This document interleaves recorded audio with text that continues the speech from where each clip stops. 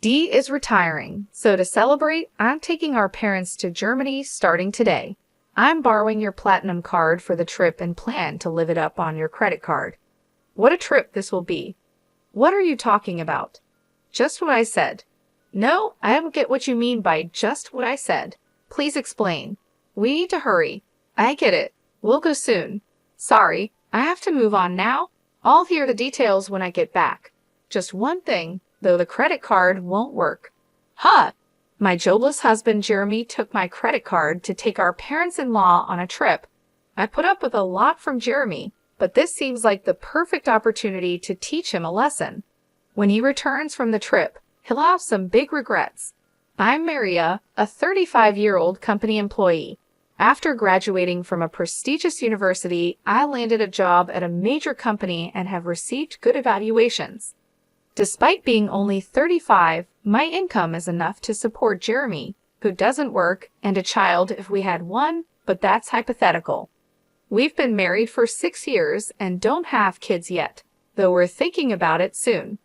Blessed with a good job and income, I should be happy in my newlywed life, but I'm not. The part about having a child is hypothetical, but Jeremy not working isn't. I'm not hungry for dinner because I ate snacks. That's fine, but what about your job search? I didn't go for an interview today. Just stayed home looking at job websites. Jeremy quit his job a year ago and has been job hunting since. To be precise, he's been working part-time but doesn't stick with any job for long. He starts a job, quits soon after, relaxes for a while, then looks for another part-time job. You're looking at part-time jobs again, aren't you? I'm looking at both full-time and part-time. Why don't you stop looking for part-time jobs and focus on finding a full-time position? I know, but there is a right time for everything. I wish Jeremy would find a steady job, but there's a reason he can't be pushed too hard. He quit his last job because of a conflict over work policies with his boss. That boss was notoriously difficult in the office. Jeremy stood up to the boss as the office representative, backed by his colleagues. But when the conflict escalated, his colleagues sided with the boss, not with Jeremy. As a result, Jeremy lost his boss's approval, felt betrayed by his colleagues, and found it hard to stay, so he left the company. Jeremy, dinner's ready? Can you bring it here? After quitting, Jeremy became reclusive, staying in his room. After about 3 weeks, he started coming out and helping with household chores. I'll do the dishes. Really? Thanks. Then it's all yours. Yeah, I've got nothing but time, Jeremy said, smiling, but it didn't seem genuine. Yet after another 3 weeks, he started job hunting. I have an interview today. Is it your top choice? Yeah, I'm going to get this job and start over. I'm rooting for you. Do your best. A month after quitting, Jeremy began job hunting in earnest. But even after a month, he couldn't find a job. Why am I always rejected? Damn it, it's all my previous company's fault. Don't get frustrated. You'll find something good. Of course I'm frustrated. I did nothing wrong. Jeremy might not be entirely blameless, but what happened at his last job wasn't entirely his fault either. Still, quitting because of interpersonal issues doesn't look good to potential employers. It's like I can't do anything right anymore. That's not true. You have an interview tomorrow. Let's work on your resume. It's pointless. I'm not going tomorrow. Repeated rejections wore Jeremy down, but after a while, he became defiant. One day, I came home to find torn-up resumes on the living room floor. Knowing the interview didn't go well, I chose my words carefully. Can you throw that trash in the bin? I'm done. Done with what? Job hunting. We can live on your income, right? I don't need to work. Indeed, we could live on my income alone. Some people don't work and do a great job as full-time homemakers, but that's not Jeremy's situation. He's just avoiding unpleasant realities. I understand his reluctance to work after the bad experience at his last job and the unsuccessful job hunt, but we need to address this issue head-on. I decided to be patient with Jeremy for a while. Jeremy, you still haven't found a job. What's your plan? I've worked hard before. This is just an extended break. I'm not just resting. I'm studying for the future. That's good to hear. Living near my in-laws, Jeremy's mother, Linda, and father, Brandon, started visiting us more often after he quit his job. They were probably worried about him. Hearing that Jeremy was preparing for his next job, they seemed relieved, but that was a blatant lie. The beer will run out today. Can you buy some on your way home? It's running out again? You drink too much. Try to cut down a bit. Fine. I won't ask you again. I'll buy it myself. Jeremy wasn't studying or job hunting. He spent his days watching TV and drinking beer. He probably didn't want others to know he was unemployed. If I told my in-laws the truth, it might hurt Jeremy too much, so I decided to stay silent about whatever excuses Jeremy made. But he stopped job hunting for over 5 months, and I finally decided to speak up. Jeremy, maybe it's time to start job hunting. You seem more settled now. What? It's been less than half a year since the incident at my last job. You want me to work again after what happened? I just thought the break was a bit long. Stop nagging. You can't understand my feelings since your job is going well. I have my own struggles, you know. Everyone has work problems and relationship issues. We all try to solve them. Let's work through this together. I get it. I'll look for a job, okay? Jeremy walked out in the middle of the conversation. My words seemed to have hurt him, but him agreeing to job hunt seemed like progress. I decided to apologize when he was feeling better. I got a job because of your nagging. That's great. Where at? At a nearby supermarket. So you'll need to learn and work hard, right? It's just part-time. No need to work too hard. Part-time or not, even part-time is a job. Do you have a problem with that? I wanted to say something to Jeremy, but maybe getting a little work could be a step toward his recovery. I decided to watch and see. I'm home. Jeremy, you're back. How's the job? I quit the supermarket part-time. Why? It hasn't been that long. A college student there was being bossy, telling me to always put the vegetable boxes at the bottom in storage. It felt like harassment.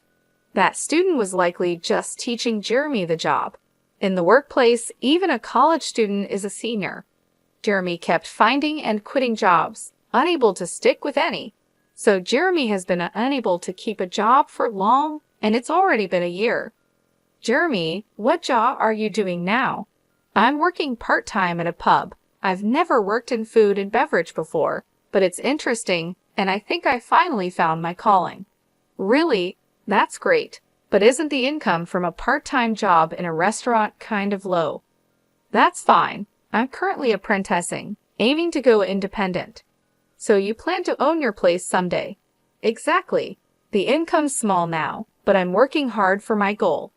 Then take this. Treat yourself to something nice for once. Jeremy still put on a good show in front of his parents, but as always, it was all lies. He quit the pub job 4 days after this conversation, lying and even taking allowance from his parents. This time, I couldn't help but feel disappointed in my husband, so I decided to be firmer than before.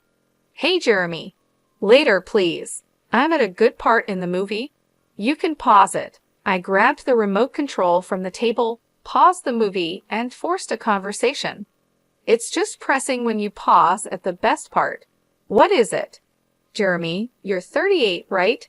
You know that's prime working age. Don't you think about the future? Spending all day at home drinking and just watching TV. The future? There are plenty of 38-year-old not working. Many people enjoy life without a job.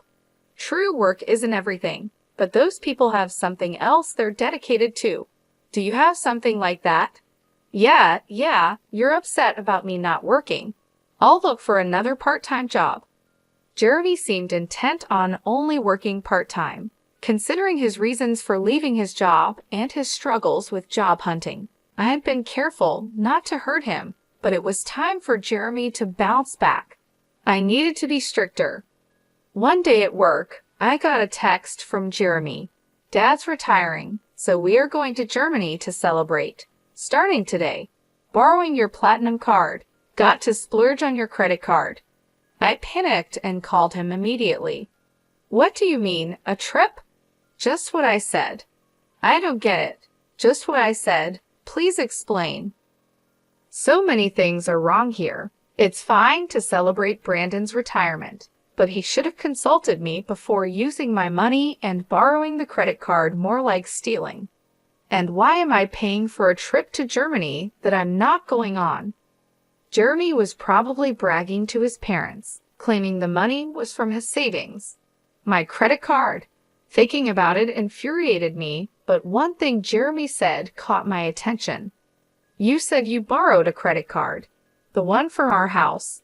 Yeah. Why do I have a platinum card? Some people think you need a high income for it, but that's not true. Credit history, stable income, and other factors matter, and it's attainable in your 40s. The annual fee is high, but I use it for the benefits and points. However, that credit card is in my wallet. So you took the credit card from home? Yeah, so I'm counting on you for the payment. Jeremy, elated about his trip to Germany, is speaking to me in a provocative tone.